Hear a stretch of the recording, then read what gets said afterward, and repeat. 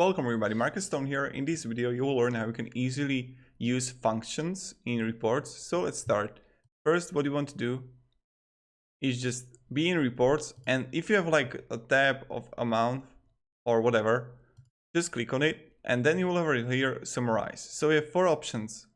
Go with the sum and it will just plus everything with everything and you get the amount.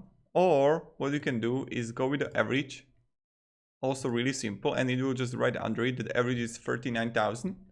And then let's go with the max is 73,000, and if we go with the min, here we go. So this is how you can add functions in reports. It's quite easy and really user friendly, and the user experience is good. So this is how you can add functions. Thank you very much everybody for watching. If you enjoyed this video, you can support and subscribe. You know how it works. So thank you, have a great day and see ya. Goodbye.